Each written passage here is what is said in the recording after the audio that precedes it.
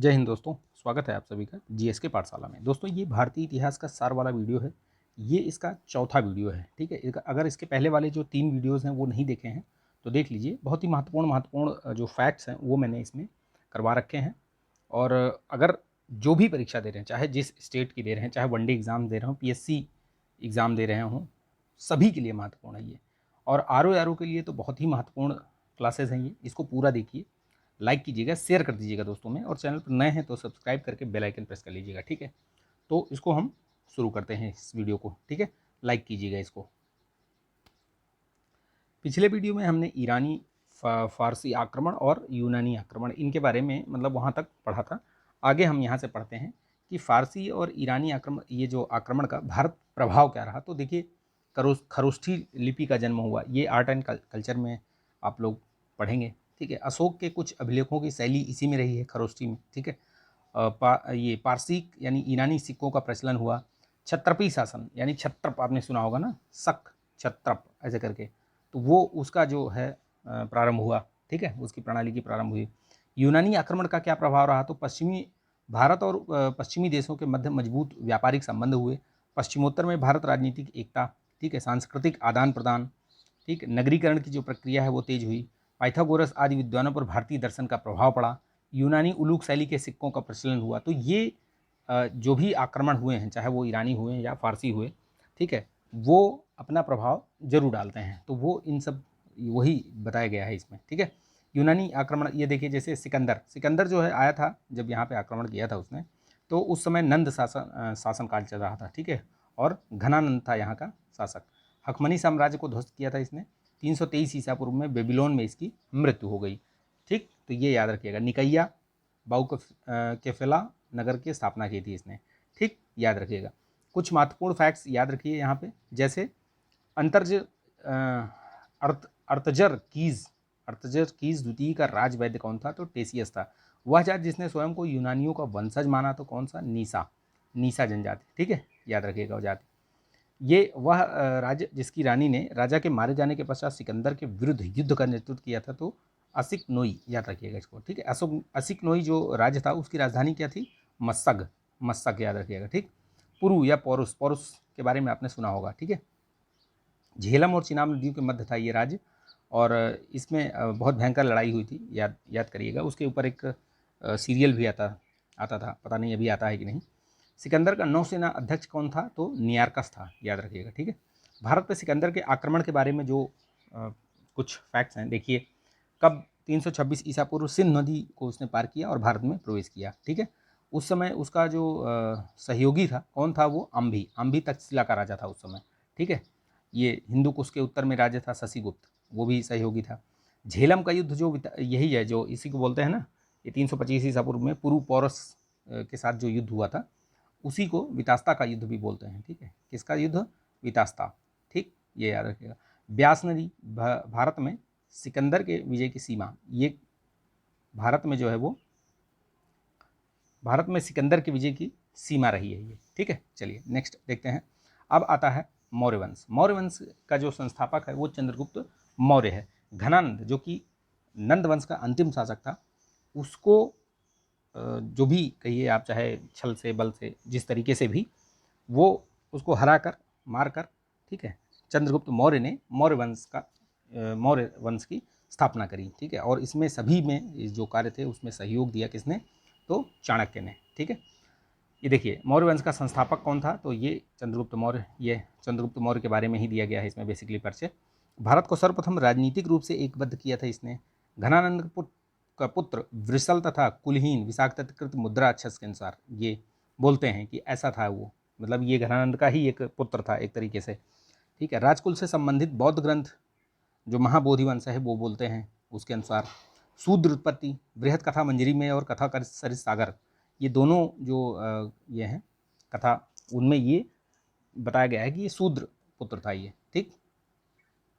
मयूर पोषकों के ग्राम के मुखिया की पुत्री हेमचंद्र कृत परिशिष्ट पर्वन में, मतलब जो चंद्रगुप्त मौर्य है उसके विषय में बहुत सारी बातें, बहुत सारी चीज़ें हैं जो कि अलग अलग लोगों ने अलग अलग जगहों पर बताई हैं, उसी के बारे में ये बता रहे हैं।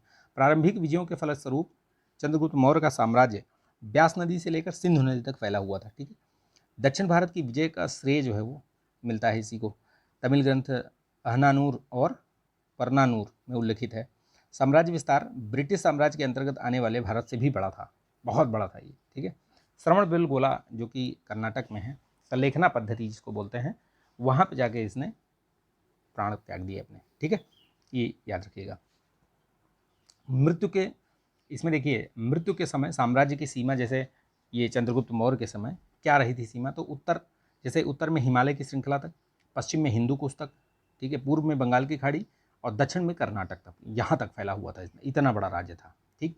चंद्रगुप्त मौर्य के विभिन्न जो नाम हैं वो अलग अलग जगहों पे अलग अलग लोगों ने दिए हैं, तो वो भी याद रखिएगा। जैसे विलियम जोन्स सर्वप्रथम सैंद्रोकोतस की पहचान चंद्रगुप्त के रूप में की है, ठीक है। सैंद्रोकोतस जो है किसने किसने, स्ट्रैबो, एरियन और जस्टिन ने बताया, ठीक है। ये सैंद्रोकोतस फिलार्कस ने भी बोला है, प्लूटार्क ने इसको एंड्रोकोटस बोला है, और एपिनियास ने भी बोला है, एपियानस ने भी बोला है कि ये एंड्रोकोटस। तो ये दोनों नाम याद रखिएगा, सैंड्रोकोटस और एंड्रोकोटस, ये दोनों नाम किसके थे, चंद्रगुप्त मौर्य के। ये पूछा गया प्रश्न है, ठीक, याद रखिएगा इसको। चंद्रगुप्त मौर्य और सेल्यूकस का युद्ध हुआ था, ये कब हुआ था, 305 ईस्वी पूर्व में, ठीक है। ईसा पूर्व और आप जो ईस्वी है वो आप समझते होंगे, ठीक है। ईसा के जन्म के पहले जो था वो सब ईसा पूर्व कहलाता है, और ईसा के जन्म के बाद सब ईस्वी हो जाता है, ठीक है। ये याद रखिएगा, इस तरीके से गणना चलती है। देखिए अब इसमें विजयी कौन रहा था चंद्रगुप्त और सेल्यूकस में, तो चंद्रगुप्त मौर्य विजयी रहा। विजय का प्रभाव क्या हुआ कि सेल्यूकस ने अपनी पुत्री हेलेना का विवाह चंद्रगुप्त मौर्य से किया था, याद रखिएगा, ठीक है। एरिया जो कई कई जगहों पे ये मतलब इसके नाम भी पूछे जाते हैं, जैसे अभी शायद आया था ये जो एग्ज़ाम हुआ था इसका एपीएस का, ठीक है, उसमें ये पूछा गया था कि इनका नया नाम, जो पुराना नाम दिया था और ये मैचिंग में था कि नया नाम से, जैसे area Herat, Arachosia, Arachosia Kandahar, ठीक है। तो ये नाम अभी पूछे गए थे, तो ये महत्वपूर्ण है, हो सकता है पूछ लिया जाए यूपीपीसीएस में, तो ये याद कर लीजिएगा इसको। और ये पेरिन पेन सदाई ये काबुल तथा जेड्रोसिया ये मकरान बलूचिस्तान, ये चारों का एक तरफ नाम दिया था पुराना और एक तरफ नया नाम, तो ये मैचिंग में था। मेगस्थनीज राजदूत बनकर मौर्य दरबार में आया था, ठीक है, चंद्रगुप्त मौर्य के ही टाइम पे आया था। चंद्रगुप्त मौर्य से संबंधित कुछ और भी महत्वपूर्ण कथन या संकेत हैं, जैसे प्लूटार्क ने कहा था कि चंद्रगुप्त ने 6 लाख सेना लेकर संपूर्ण भारत को रौंद डाला और उस पर अपना आधिपत्य स्थापित कर दिया। जस्टिन ने कहा कि सारा भारत उसके कब्जे में था। चंद्रगुप्त मौर्य की सेना डाकुओं की गिरोह थी, ये किसने कहा था, तो जस्टिन ने कहा था, ठीक है। जूनागढ़ का अभिलेख, उसमें क्या मिलता है, तो वो पश्चिम में सौराष्ट्र में जूनागढ़ अभिलेख मिला है, और उसमें वहाँ तक बताया गया है कि वहाँ तक उसका अधिकार था, ठीक है, ये याद रखिएगा। इसी का पुत्र था बिंदुसार, ठीक है, चंद्रगुप्त मौर्य का पुत्र था बिंदुसार। उसका अन्य नाम और भी क्या मिलता है, अमित्रोकेडीज या अमित्रघात, अमित्रघात करके पूछा भी गया है ये प्रश्न, ठीक है। सिंहहेन, वो यूनानी लेखक बोलते हैं इनको अमित्रघात, और सिंहसेन किस में मिलता है, तो ये जैन जो ग्रंथ हैं उनमें ये सिंहसेन के नाम से भी फेमस है, ठीक है, नाम मिलता है। तक्षशिला में विद्रोह दबाने के लिए अपने पुत्र अशोक को भेजा था, ऐसा कहाँ विवरण मिलता है, दिव्यावदान में, ठीक है। स्ट्रैबो के अनुसार सीरिया के शासक एंटियोकस प्रथम के राजदूत डाइमेकस, तो ये याद रखिएगा, डाइमेकस किसका राजदूत था, एंटियोकस प्रथम का, ठीक है। सीरिया के शासक एंटियोकस प्रथम से 3 मांगे की थी, क्या क्या, एक तो मदिरा मांगी थी, ठीक है, ये एंटियोकस प्रथम ने मदिरा मांगी थी, सूखी अंजीर और दार्शनिक से, उनसे मतलब ये एंटियोकस प्रथम से मांगी थी, ठीक है। किसने मांगा था, बिंदुसार ने, ठीक है, बिंदुसार, ठीक, ये याद रखिएगा। तो कहते हैं कि ये मीठ मदिरा भी भेज दिया, अंजीर भी भेज दिया, लेकिन दार्शनिक उसने नहीं भेजा था, ठीक है, क्योंकि जो बौद्धिक क्षमता वाले लोग होते हैं या जो दार्शनिक लोग होते हैं, इस तरह लोगों को लोग, मतलब जो राजा संरक्षण देता था वो कहीं भेजता नहीं था, उनको किसी को दान में नहीं देता था, ठीक है, तो ये याद रखिएगा। और बिंदुसार का पुत्र अशोक, ठीक है, कहते हैं कि इसने अपने बहुत सारे भाइयों को मार करके ये शासक बना था, ठीक है। बौद्ध साक्ष्यों के अनुसार अशोक अपने पिता के शासनकाल में उपराजा था, कहाँ का, अवंती का।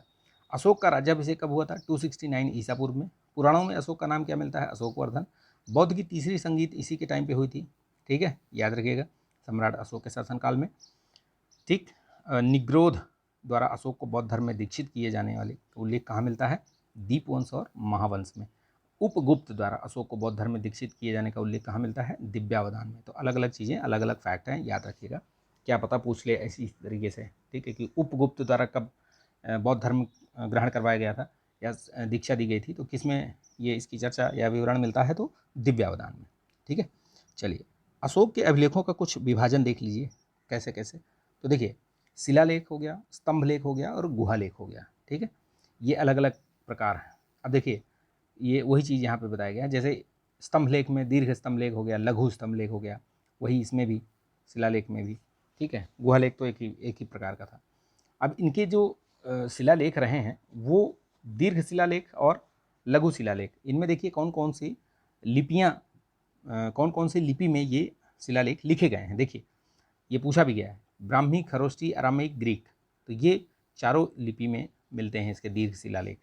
लघु शिलालेख, दीर्घ शिला और लघु स्तंभ लेख, गुहा लेख, ये सब किस में मिलते हैं? ये ब्राह्मी में मिलते हैं। ठीक है, लेकिन जो दीर्घ शिलालेख हैं वो चारों उसमें मिलते हैं, ये सारे ब्राह्मी, खरोष्टी, अरामाइक, और बाकी जो है वो सब ब्राह्मी में ही है सिर्फ। ठीक है, चलिए नेक्स्ट देखते हैं। सहबाजगढ़ी, सहबाजगढ़ी ये मानसेहरा, कालसी, गिरनार, धौली, जौगढ़, एरागुड़ी और मुंबई सोपारा, ये अशोक के शिलालेख हैं। 14 लेखों का एक समूह 8 भिन्न भिन्न स्थानों से प्राप्त हुआ है। तो ये स्थानों के नाम हैं, याद रखिएगा, पूछा भी जाता है इससे। ठीक, देखिए ये जो दीर्घ शिलालेख हैं उनकी लिपि के बारे में बताया गया है। खरोष्टी लिपि, खरोष्टी लिपि और सहबाजगढ़ी अभिलेख और मानसेहरा अभिलेख, ये 2 अभिलेख ऐसे रहे हैं जो खरोष्टी लिपि में है। द्विभाषिक ग्रीक और अरामाइक, ये सरेकोना अभिलेख। अरामाइक लिपि में ये तक्षशिला में एक अभिलेख मिला है जो कि अरामाइक लिपि में है, तो इसीलिए ये बोला गया है कि खरोष्टी, ब्राह्मी, अरामाइक, ठीक है, ये सभी में शिलालेख मिलते हैं अशोक के। ठीक है, अब देखिए इसमें मौर्यकालीन कुछ प्रमुख गुफाएं थी। गुफाएं नागार्जुनी और बराबर की जो गुफाएं हैं वो बनी। ठीक है, दशरथ के काल में निर्मित हुई। लोमहर्षि, कौन कौन सी? दशरथ कौन था? ये दशरथ, ये बेसिकली अशोक का पौत्र था। ठीक है, ये आजीविकों को दान दिया इसने।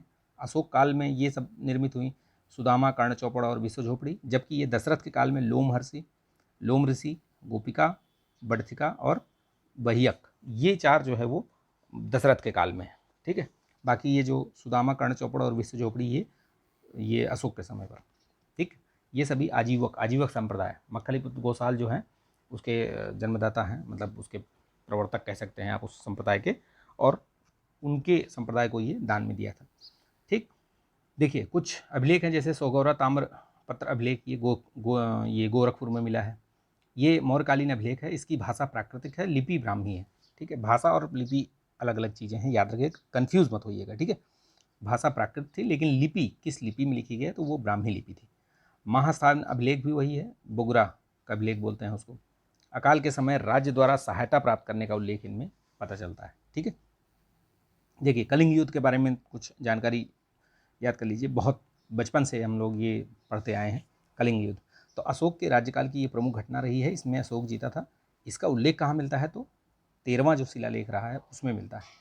अशोक के राज्याभिषेक के 8 वर्ष बाद, अर्थात 269 ईसा पूर्व में बैठा था वो, और 261 ईसा पूर्व में ये घटना हुई।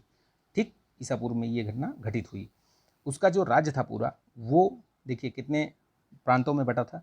उत्तरापथ, जिसकी राजधानी थी तक्षशिला, अवंतीरठ उज्जैनी या अवंती कह सकते हो, कलिंग तोसाली या तोसली, दक्षिणापथ सुवर्णगिरी, प्राची या पूर्वी प्रदेश को पाटलिपुत्र। तो ये राजधानी और ये मैचिंग में भी, ये भी मैचिंग में आता है, तो इसको मैं स्टार मार्क कर रहा हूँ, आप इसको नोट कर लीजिएगा। ठीक है, मैत्रीपूर्ण संबंध किसके किसके साथ रहे हैं? तो वो पता चलता है 13वें अभिलेख से। जैसे मिस्र में तुर्मै या टॉलमी द्वितीय, फिलाडेल्फियस जिसको बोलते हैं, अलेक्जेंडर या अलेक्जेंडर, एपिरस, सीरिया का एंटियोकस द्वितीय, है ना, ये साइरिन का मग या मैगस, मैसेडोनिया या मकदूनिया का ये अंतिकिन। तो ये नाम याद रखिएगा। ठीक, चलिए देखिए कुछ शब्द दिए हुए हैं, जैसे न्यायालय में ये धर्मस्थी दीवानी न्यायालय था। ये अगर मौर्य साम्राज्य की बात करें तो वहाँ पे ये धर्मस्थी क्या थी? ये दीवानी न्यायालय। कंटक शोधन क्या था? फौजदारी न्यायालय। गुप्तचरों के 2 वर्ग थे, संस्था, एक ही स्थान पर रहते थे तो वो संस्था थे, लेकिन संचरा प्रत्येक स्थान पर वो भ्रमण करते रहते थे। ठीक है, ये याद रखिएगा। मेगस्थनीज जो कि चंद्रगुप्त द्वितीय के समय पर, चंद्रगुप्त मौर्य के समय पे आया था ना, सेल्यूकस का जो क्या था, वो सेल्यूकस का वो था दूत, और आया किसके टाइम पे था? चंद्रगुप्त मौर्य के समय पर। ठीक है, उसने क्या क्या वर्णन किया है वो एक मतलब सरसरी निगाह से देख लीजिए कि पाटलिपुत्र नगर का प्रशासन जो है 30 सदस्यों वाली 6 समितियां चलाती थी। प्रत्येक समिति में 5 सदस्य हुआ करते थे। तीसरी समिति किससे संबंधित थी? जनगणना का हिसाब रखती थी। छठी जो है वो बिक्री कर वसूलना, करों की चोरी पर मृत्यु दंड का प्रावधान था। ये याद रखिएगा, बहुत मतलब तगड़ा शासन था। नगर के पदाधिकारियों का नाम क्या था? एस्टिनोमोई। ठीक, ये याद रखिएगा। चलिए देखिए, भारतीय समाज को उसने क्या बताया था कि 7 श्रेणियों में विभाजित भारतीय समाज। ये किसके द्वारा बताया गया था? ये बताया गया था आपका ये मेगास्थनीज द्वारा। ठीक है, इसने एक पुस्तक लिखी थी, क्या उसका नाम था? इंडिका। इसी में सारी चीज़ें ये बयान करता है वो। ठीक, देखिए, दार्शनिक, कृषक, पशुपालक, शिल्पकार, योद्धा, निरीक्षक, मंत्री, उपदेशक, ये क्या था? ये भारतीय समाज को उसने 7 भागों में बताया था कि ये विभाजित है। दास प्रथा के प्रचलन का अभाव बताया था इसने। ऐसा ऐसा कि हालांकि हो नहीं सकता, ऐसा संभव नहीं था। दास प्रथा तो बहुत पहले से चली आ रही है। फिर भी कोई भी व्यक्ति ना तो अपनी जात से बाहर विवाह कर सकता था और ना ही उसमें भिन्न पेशा अपना सकता था। तो ऐसा किसने बताया था? मेगास्थनीज ने इंडिका में बताया। ठीक, चलिए आगे बढ़ते हैं। मौर्यकालीन कुछ प्रशासनिक पद सोपान, जैसे साम्राज्य के नीचे चक्र, प्रांत, मंडल, उसके नीचे फिर विषय या आहार, जिला जिसको बोलते हैं, फिर स्थानीय, द्रोणमुख, खार्वटिक, संग्रहण, और सबसे जो छोटी इकाई वो प्रशासन की क्या थी? ग्राम।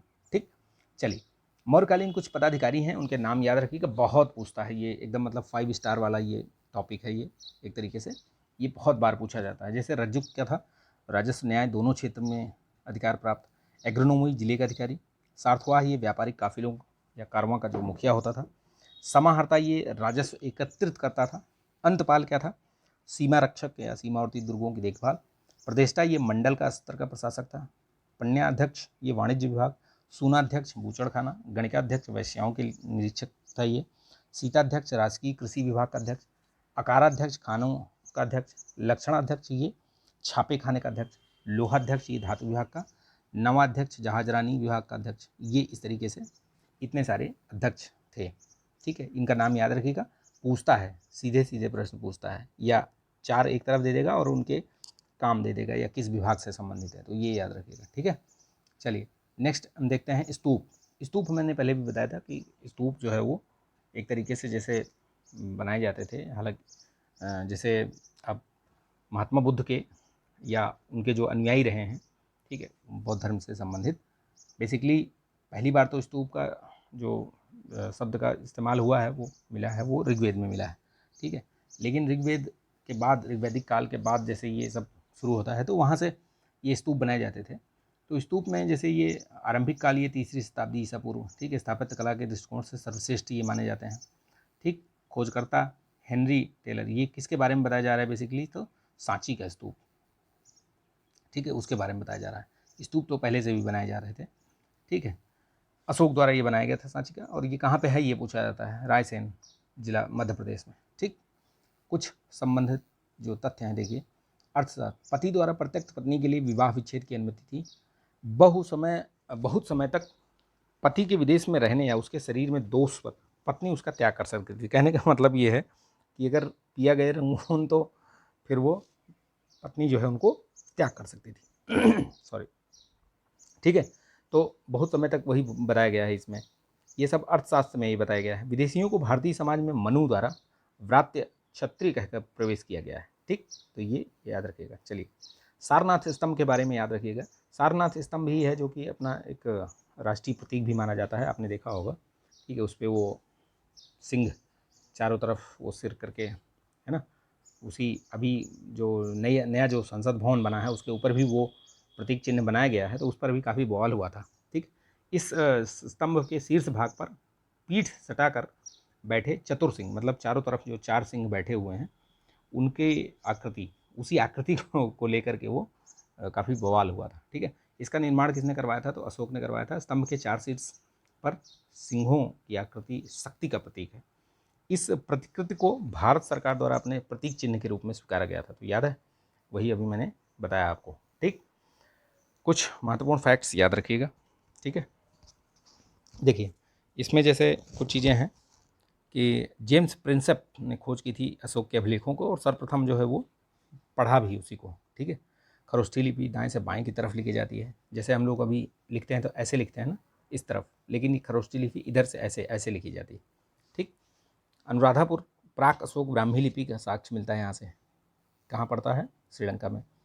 अशोक का मास्की, गुर्जरा और नेत्तूर का उल्लेख जो है वो अशोक का नाम मिलता है उसमें। कहाँ कहाँ? तो ये याद रखिए, पूछा भी गया है, मास्की, गुर्जरा और नेत्तूर में, उडेगोलम के लेखों में ये। ठीक। इंडिका का लेखक कौन? तो बताया अभी मैंने, थोड़ी देर पहले ही बता दिया था, मेगास्थनीज। तक्षशिला ये मौर्य काल में शिक्षा का सर्व प्रमुख केंद्र था ये। ठीक। अर्थशास्त्र के बारे में यहाँ चीज़ें दी गई हैं। ठीक है, ये प्रश्न पूछा भी गया था, शायद ये पेट में या लेखपाल के पेपर में किसी में पूछा गया था कि अर्थशास्त्र में कितने प्रकरण हैं और या कितने अधिकरण हैं, इस तरीके से कुछ पूछा गया था। ठीक है, कहीं अभी हाल फिलहाल में ही आया था ये प्रश्न। ठीक। तो अर्थशास्त्र के बारे में ये कौटिल्य की पुस्तक है, यानी कि जो चाणक्य जिनको बोलते हैं आप। मौर्य प्रशासन की जानकारी हेतु सर्वाधिक महत्वपूर्ण स्रोत इसी को माना जाता है। संस्कृत भाषा में लिखी गई है ये।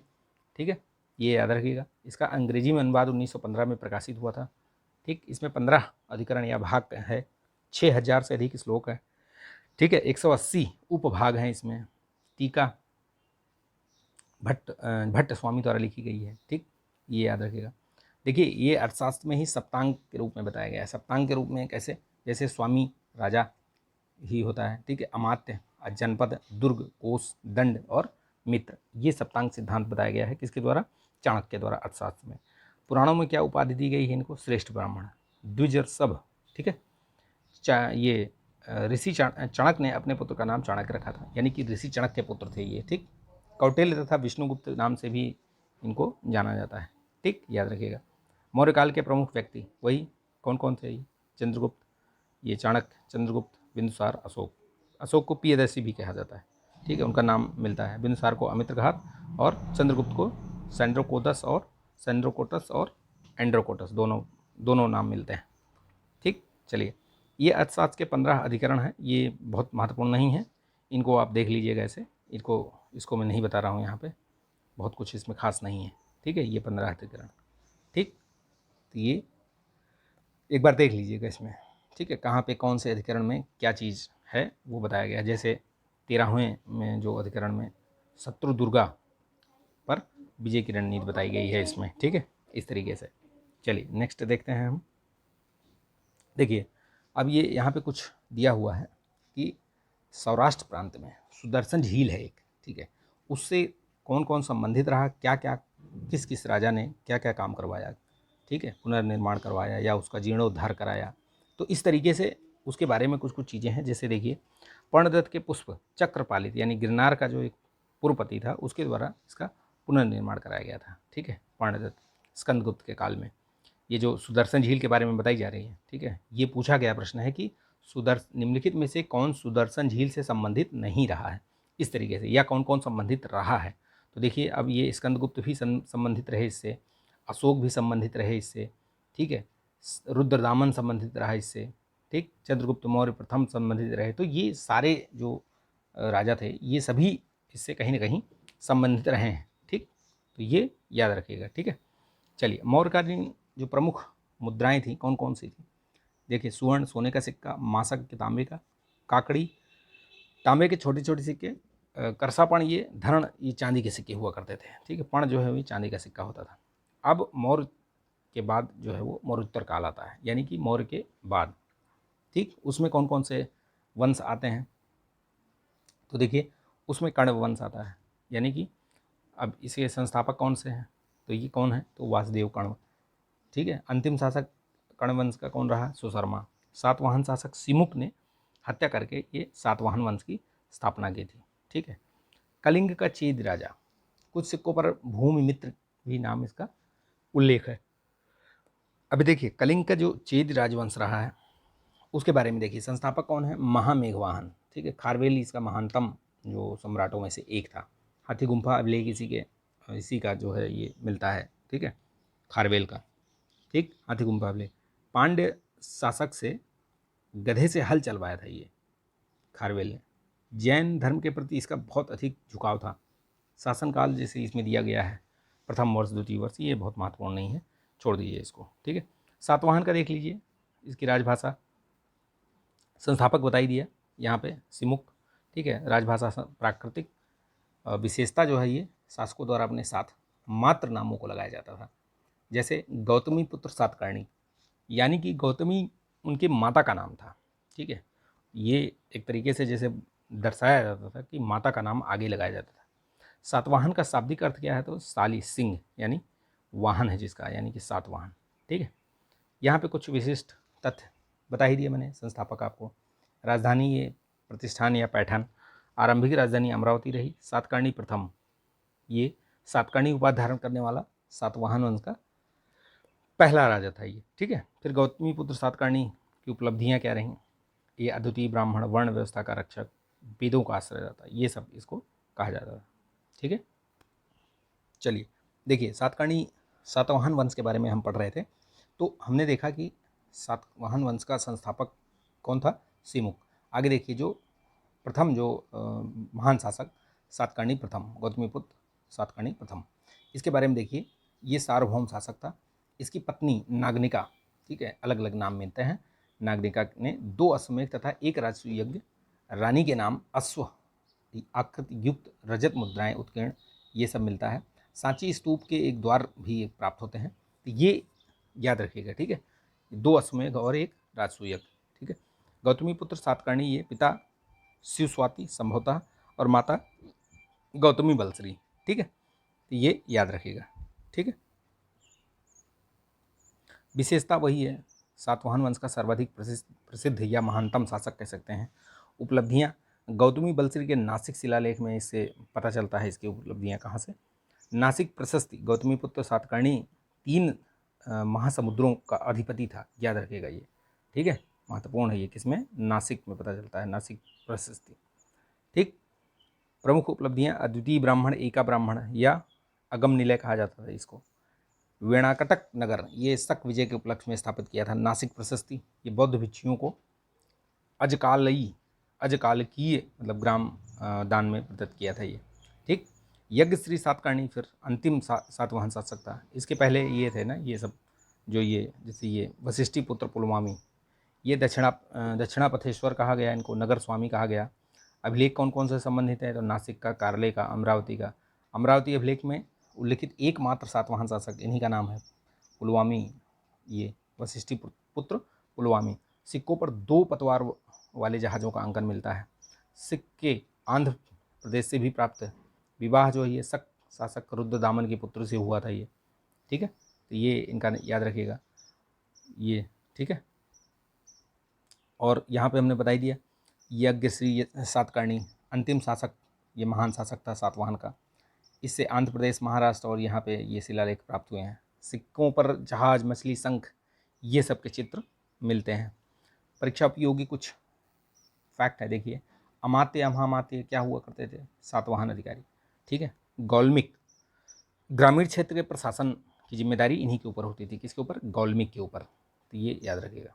सातवाहन के समय पर ब्राह्मणों को भूमि दान या जागीर देने की जो परंपरा है वो यहीं से स्टार्ट होती है। कहाँ से, सातवाहन शासक थे। ठीक है, मुद्रा, सोना, चांदी, तांबा, कांसा और पोटीन, ये पूछा गया है। ठीक है, पोटीन का जो सिक्का है वो कौन चला है, तो सातवाहन शासक। ठीक, याद रखिएगा। सॉरी। अब देखिए, मौर्योत्तर काल में बहुत सारे विदेशी आक्रमण भी हुए हैं। उनमें कौन कौन से आते हैं, जैसे हिंद यमन हो गए, शक, पहलव, कुषाण, ये सब क्या हैं, ये सब आक्रमणकारी थे। ठीक है, उनके बारे में, जैसे सबसे पहले हिंद यमन आए, हिंदू यूनानी। भारत में विदेशी सत्ता स्थापित करने वाले ये पहले विदेशी थे। ठीक है, मिनांडर इनका एक राजा था। इसके बारे में पेरिप्लस ऑफ द एरिथ्रियन सी, ये इसका लेखक अज्ञात है, उसके बारे में ये जानकारी मिलती है। ठीक है, मिनांडर मिलिंद द्वारा जो है वो बौद्ध भिक्षु नागसेन, तो ये जो नागसेन है और मिनांडर, इनका एक संवाद था, प्रश्नोत्तर संवाद, ये मिलिंद पनहो नामक ग्रंथ में ये वर्णित है, तो ये याद रखिएगा। ठीक है, 2 प्रमुख अभिलेख कौन कौन से, रेह अभिलेख फतेहपुर में और सिंकोट अभिलेख, ये बाजावर घाटी खैबर पख्तूनवा में। ठीक है, पाकिस्तान में। बौद्ध धर्म का ये संरक्षक था ये। मृत्यु के पश्चात बौद्ध संघ में अरहत का पद प्रदत्त हुआ इसको। स्ट्रैबो का निधन बोल रहा हूँ। कथन, मिनांडर ने सिकंदर से भी अधिक प्रदेश जीते थे। ठीक है, ये मिनांडर जो है वो सिकंदर से भी अधिक प्रदेश इसने जीता था। ठीक है, यमन, अब आ गए हिंद यमन का जो और आगे का आधिपत्य का प्रभाव कहाँ कहाँ रहा, तो सिक्कों पर दिखता है। ठीक है, राजाओं के चित्र, राजाओं के नाम, सोने के सिक्के सर्वप्रथम इन्होंने ही जारी किए। ये प्रश्न कई बार पूछा गया है ये, ठीक है, महत्वपूर्ण है ये। ठीक, सेनानी शासन की परंपरा का प्रचलन किया इन्होंने, पर्दे यानी यवनिका का प्रचलन किया, यवनिका, ठीक है। सांचे में ढली मुद्रा यही है। भारतीय ज्योतिष में ये होरोस्कोप और ये सब चीज़ें यहीं से आई। द्रक्म, ये भारत में द्रह्म, ठीक, ये याद रखिएगा, ठीक है। चलिए नेक्स्ट देखते हैं। हिंदी यवन के बाद शक। शक क्या है? ये चीनी स्रोतों में इनका नाम सई या सई वांग मिलता है। कबायली थे ये बेसिकली, सीर दरिया के मैदानों में रहने वाले, ठीक है। यूची कबीला था इनका, उसी से ये शक संबंधित थे, ठीक। भारत में आने का मार्ग क्या रहा इनका? तो ये पूर्वी ईरान होते हुए बोलन दर्रे से सिंधु घाटी और पश्चिमोत्तर उत्तर भारत में ये फैल गए आगे, ठीक है। रुद्रदामन, ये कार्दमक वंश का ये सर्वाधिक प्रख्यात शासक था, ये बेसिकली शक ही था, ठीक है, प्रथम शक शासक। म्यूस, ठीक है। उसके बाद भूमक, ये नासिक के छहरात वंश की शाखा थी ये। नहपान, ये गौतमी पुत्र सातकर्णी से परास्त हुआ था नहपान। चस्टन, कार्दमक वंश उज्जैन का संस्थापक रहा ये, ठीक। रुद्रदामन का जूनागढ़ अभिलेख के बारे में कुछ जानिए आप, फैक्ट बहुत पूछा जाता है। ये गिरनार पहाड़ी पे है और किस लिपि में है? भाषा तो इसकी संस्कृत है, लिपि इसकी ब्राह्मी है। सर्वाधिक प्राचीन संस्कृत जो लिपि उसमें है ये सबसे प्राचीन है ये, ठीक है। काव्य शैली में लिखा हुआ प्राचीनतम अभिलेख है। चंद्रगुप्त मौर्य और अशोक का उल्लेख इसमें चंपू शैली में मिलता है। इसका मुख्य उद्देश्य क्या था? सुदर्शन झील के बांध का पुनर्निर्माण का विवरण प्रदान करना, उसको सुरक्षित रखना, ठीक है। उसके बाद आते हैं, हमने देख लिया हिंदू यवन, शक देख लिया, अब हम पहलव या पार्थियाई देखेंगे, ठीक है। इनका मूल निवास स्थान कहाँ रहा है? ईरान, संस्थापक, ठीक है। संस्थापक इसके कौन सा? मिथ्रेडेटस प्रथम गोंडोफर्नीस, इसका मतलब पहला जो शक्तिशाली राजा था ये गोंडोफर्नीस था, ठीक है। तो ये याद रखिएगा, ये सारी चीज़ें मैंने बता दी। अब जो नेक्स्ट आगे आएगा, यहाँ से 45 पेज तक मैंने बता दिया, ठीक है। आगे जो आएगा वो हम नेक्स्ट वाले उसमें बताएंगे, ठीक है, नेक्स्ट वीडियो में। तब तक के लिए आप पढ़ते रहिए, मस्त रहिए, व्यस्त रहिए, बिंदास रहिए, और ध्यान दीजिएगा कि इस तरीके का मौका बार बार नहीं आएगा। अच्छी खासी सीटें हैं, ठीक है, 800 प्लस सीटें हैं PCS में, ठीक है, PCS में, और RO में भी 411 पे तो नोटिफिकेशन ही था, अभी शायद 50-60 सीटें और भी बढ़ रही हैं, ठीक। यानी कि ये संख्या 500 के आसपास जा सकती है। तो इस तरीके का मौका छोड़िए मत, मेहनत करिए, और इतनी मेहनत करिए कि आपको मतलब अपनी एक सीट इन दोनों में पक्की हो जाए, ठीक।